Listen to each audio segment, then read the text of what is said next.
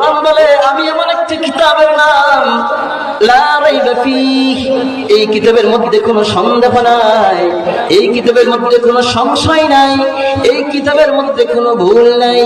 আজ থেকে 1450 বছর আগ থেকে নিয়ে এই যাবৎ পর্যন্ত অনেক নাস্তিক, অনেক ইহুদ, অনেক নাসারা, অনেক মাজুসি, অনেক খ্রিস্টান, অনেক বৌদ্ধ, অনেক হিন্দুরা, অনেক পাদ্রীরা চেষ্টা করেছে কোরআনে ভুল ধরবার জন্য, পারে নাই। আলহামদুলিল্লাহ, পারবেও না। আলহামদুলিল্লাহ।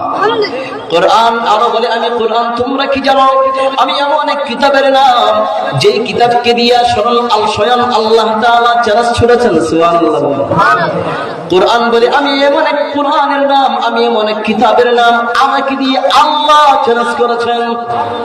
আল্লাহ তাআলা বলেন ওয়া ইন কুনতুম ফি রাইবিন মিম্মা নাযালনা আলা আবদিনা ফাতু বিসূরাতিন মিন মিসলিহি। সুবহানাল্লাহ। আল্লাহ তাআলা বলেন এই কোরআন এমন এক কিতাবের নাম, এই কিতাবের বেলায় তোমাদের কারো যদি কোনো সন্দেহ হয়, তোমাদের কারো যদি সংশয় হয়, এই কোরআন নবী মুহাম্মদে বানাইছে, তোমাদের কারো যদি এরকম ধারণা হয় কোরআন মুহাম্মদে বানাইছে, এটা আমি আল্লাহর পক্ষ থেকে না, তাহলে তোমাদের নিকটে আমার পক্ষ থেকে চ্যালেঞ্জ হলো, তোমরাও তো আরবি ভাষায় ভাষিত, তোমরাই তো বড় বড় আরবির পণ্ডিত, তোমরাই তো অনেক লেখক, তোমরাই তো অনেক লেখক, তোমাদেরকে বলি তোমরা সবাই মিলে আস্তে কোরআন লাগবে না, কোরআনের একটা সূরার মতো একটা সূরা নিয়ে আসো। আল্লাহ তাআলা যখন চ্যালেঞ্জ ছুড়েন, নবী আলাইহিস সালাম তদানীন্তন যুগ অনুযায়ী এই চ্যালেঞ্জটাকে কাবার দরজার সম্মুখে রক্ষায় দেয়। কাবার সম্মুখে যখন লটকায়, মক্কার কুফাররা আনন্দ চিত্তে সবাই উল্লাসিত, সবাই বলে এবার মুহাম্মদকে পাগল বানানো সহজ হলো। কারণ হলো আল্লাহ নাকি চ্যালেঞ্জ দিল এইভাবে যে একটা সূরা বানাইতে, এটা তো আমাদের জন্য কোনো বিষয়ই না, কারণ আমরা তো বড় বড় কিতাব লিখি, আমরা তো বড় বড় কিতাব বানাই, আমরা তো বড় বড় কিতাবের রচয়িতা, অতএব এটা তো আমাদের জন্য বিষয়ই না, আমরা একটা সূরা বানাবো, মুহাম্মদের চ্যালেঞ্জ গ্রহণ করব, আর মুহাম্মদকে বুঝাই দেব আমরা তোমার চেয়ে ভালো জানি, আমজনতাকে জানিয়ে দেব মুহাম্মদ একটা পাগল। না হয় এটা আবার এমন চ্যালেঞ্জ আমাদেরকে কেন দেয়? বুঝছেন কথা?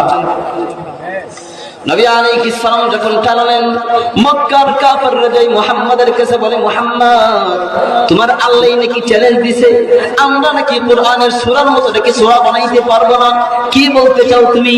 এত বড় বড় কিতাব আমরা লিখেছি, তো আমরা এটা বানাইতে পারবো না, এটা কি হয় নাকি? দেও, কোন সূরা দিবে দেও। নবী আলাইহিস সালাম বললেন, আরে আল্লাহ তো বলেছেন একটা সূরা বানাইতে, শুনো আস্তা সূরাও লাগবে না, আস্তা সূরাও লাগবে না, কোরআনে হাকিমের সবচেয়ে ছোট সূরা সূরা কাউসার, সূরা কাউসারের সবচেয়ে একটা আয়াত, সর্বপ্রথম যে আয়াতটা, এই আয়াতটা নিয়ে যাও, এই আয়াতের মতো আরেকটা আয়াত খালি বানিয়ে নিয়ে আসো। একটা লাইন দিলেন, নবী আলাইহিস সালাম বলেন, ইন্না আ'তাইনাকাল কাউসার। আল্লাহর হাবিব বলেন, এই যে ইন্না আ'তাইনাকাল কাউসার, এই বাক্যটার মতো একটা বাক্য বানিয়ে নিয়ে আসো। মক্কার কুফাররা সবাই আনন্দিত, সবাই বলে একটা লাইনের মতো লাইনেই তো, এটা বানাতে কোনো বিষয় না। বুঝতেছেন কথা? সবাই আনন্দ চিত্তে একত্রিত হলো, সবাই গেল যাইয়া এর মতো একটা আয়াত বানাইতে চাই, একটা বাক্য বানাইতে চাই, এককভাবে চেষ্টা চলছে, পারে না, এর মতো আয়াত বানাইতে পারে না। কারণটা হলো কোরআনে হাকিমের মধ্যে প্রত্যেকটা আয়াতের মধ্যে দুনিয়ার যত প্রকার গ্রামার আছে সব গ্রামার ঠিক আছে। সুবহানাল্লাহ বলেন।